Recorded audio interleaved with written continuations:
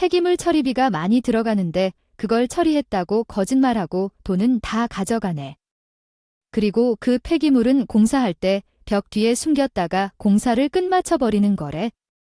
목공 작업자가 있어서 그분이 나한테 그렇게 하지 말라고 했지만 난 그냥 듣지 않고 몇 번 더 해버렸어. 그래서 다른 사장한테 말했더니 원상복구하고 다시 작업을 해야 했어. 이중으로 비용이 발생했어. 제니 씨, 사람들은 쉽게 변하지 않아 정말 그럴 때는 어떻게 해야 할까요? 여기 마무리를 하자면 남편이 몇 달 전에 업자를 속여서 돈을 벌어 회사에 신고하고 소비자에게 비용을 받은 사실이 있었다. 그 후 상황이 소요돼서 논란이 일어났어요. 정말 어이없는 일이지만 그 문제는 잘 해결되었어요. 돈을 다시 회사에 반환하고 문제는 끝났답니다. 그 후 동업자는 남편을 신뢰하지 않게 되어 그를 지켜보게 되었다. 그랬더니 남편은 또 다른 문제를 일으켰어요. 뭔가요? 돈을 더 뜯어내려 한 거예요. 오, 그러면서도 돈을 공개하려 한 것은 몰랐었어요. 매우 의심스러웠어요. 함께 살다 보면 돈이 필요하다거나 생활이 힘들어서 그랬을 줄 알았는데 그런 사실을 알게 돼서 정말 놀랐어요. 그러나 당신 말씀을 듣다 보니 퍼즐 조각들이 맞아 물려가는 것 같아요. 그의 행동은 돈을 훔쳐서 동생에게 주려는 것 같아요. 계속해서 밀어놓아서 계속해서 불안했던 것 같아요. 그 말씀이 정확하다면 집을 살려고 한다면 큰 돈이 필요하지 않을까요? 아마 필요했겠지? 아, 결국 회사 운영비에 손을 대야 했을 거야? 다행히 경리가 알아서 업자에게 말을 해서 두 사람은 대화를 통해 문제를 해결했어. 돈은 제자리에 돌려놓았고 이 사람 상황을 판단 못하는 사람이네. 아니, 자기 동생 집 사주려고 회사 공금을 손대다니. 이걸 이해해주는 동업자가 천사네. 아버지 얘기를 듣니까 더 확신이 생겨. 나 이런 사람이랑 같이 살아갈 수 없어. 신뢰가 없는데 어떻게 이런 사람과 함께 살 수 있어? 저 인간은 혼내고 그만 살고 싶어. 아버지, 도와주세요. 남편이 머리를 썼지만 아버지는 당연히 이 모든 일을 알고 계셨다. 우리 아버지도 자영업을 했고 이런저런 어려움을 안 받겠다고 했어. 이런 일을 오래 해왔으니까 편법이나 법도 다 알고 있고 이상하게 일하는 사람들의 심리도 다 알고 있었어. 남편보다 더 잘 알고 남편이 장난치는지 아닌지를 더 잘 알고 있었지만 일이 그쪽에서 끝나진 않아. 남편의 행동은 계속 이어져. 아빠, 돈도 받지 못하고 일한 거야? 그럼 그 인간이 아빠의 돈까지 탐내었어. 어떻게 해야 할까? 아빠, 그때 저에게 이야기해주세요. 일이 여기까지 왔다면 해결책을 찾아보아야 해.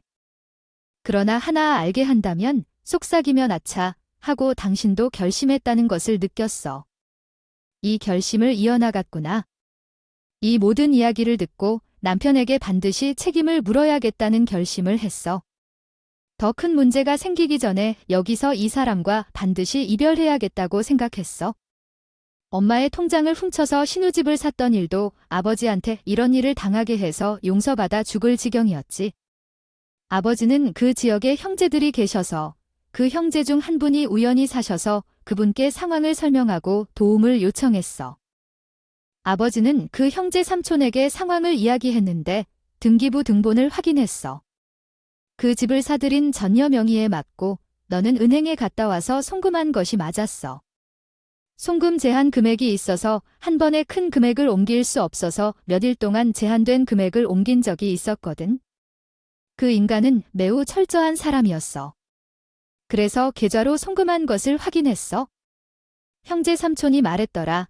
계좌번호를 확인한 후 수사하며 그 돈이 남편에게 도착했거나 남편의 통장으로 간 내역이 나올 것이기 때문에 다 잡은 것과 마찬가지로 신고해야겠다.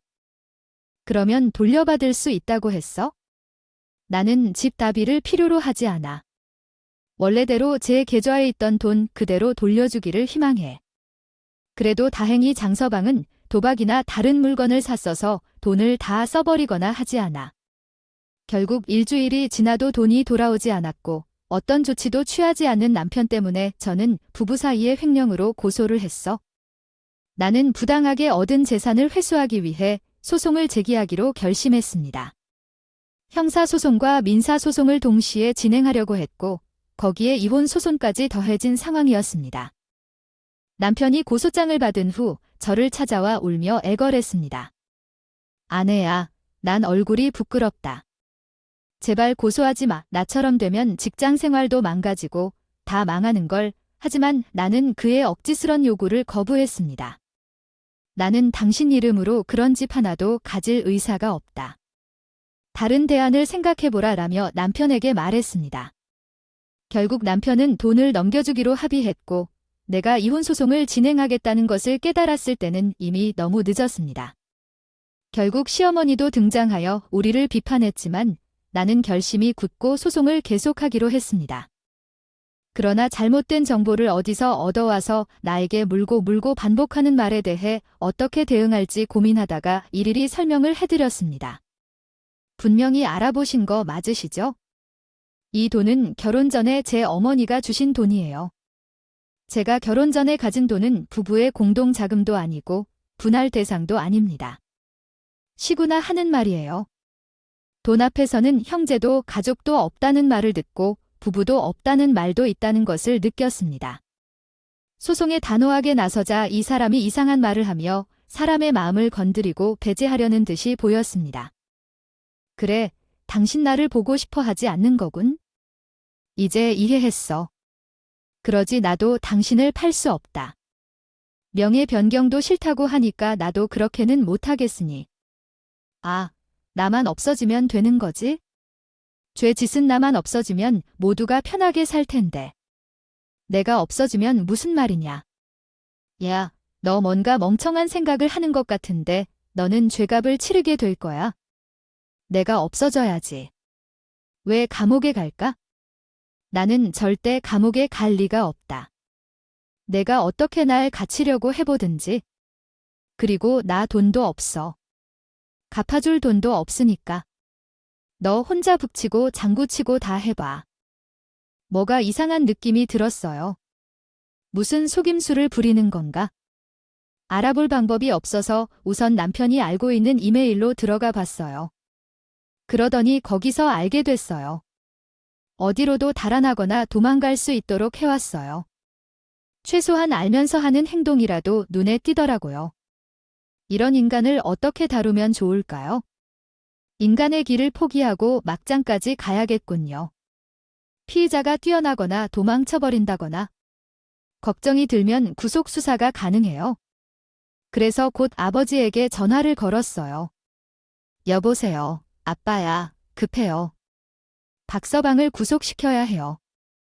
그 사람이 해외로 도망칠 생각을 하고 있어요. 빨리 구속 수사를 하라고 하세요.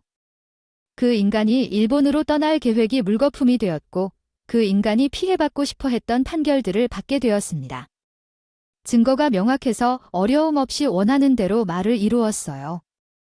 신우는 그 집에서 나가게 되었고 저는 그 집을 다시 팔았고 돈을 다시 은행에 넣었습니다. 아주 힘들게 모은 돈이었어요. 남편 때문에 이렇게 고생하지 않아도 되었을 텐데 정말 남편을 원망했어요. 결국 신우와의 결혼은 망했다고 해요. 남자 쪽에서 결혼을 하지 말자고 했다고 합니다. 정상적인 집안이라면 이런 속임수로 결혼을 시키고 싶어 하겠어요. 시어머니가 안 마셨던 술을 마시고 나에게 전화가 왔다고 해요. 이아야, 이제 마음이 편해졌니? 남의 자식 인생 다 망쳐놓고 마음이 편하냐? 우리 아들은 지금 박탈감을 느껴 고생 중입니다. 우리 딸은 속이 달아 또 소송에 휘말렸지? 내가 누군데 우리 집안을 이리 난장판으로 만들어 놓고 나한테 말해?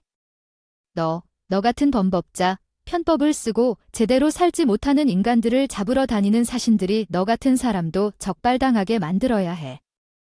이 모든 말이 녹음되어 있으니 신고당하고 싶지 않다면 조심해야 해. 이전 장모님은 전화를 끊고 불타게 말씀하셨어요. 그러자 이전 장모님으로부터 신랄한 전화를 받게 되었고 이것을 통해 이전 시댁의 상황을 알게 되었어요. 그들은 끝까지 아들을 비난하고 싶어 하는 것 같았어요. 자기 아들이 돈을 훔쳤다는 생각은 전혀 하지 않았죠. 재판이 끝나고 전 남편과 모든 관계를 정리했어요. 이혼을 하고 위자료와 재산 분할도 잘 처리했습니다. 재판 중에 전 남편이 같이 일하던 동료와 투자한 사업 자금도 받지 못하는 상황에 처했다는 사실을 들었어요. 급하게 행동하다 보면 안 되는 걸 알아야죠. 이 사건을 겪으면서 제 삶에서 전환점을 맞았어요. 날씨가 많이 춥네요. 여러분 감기 조심하시고 사람도 조심하세요. 감사합니다.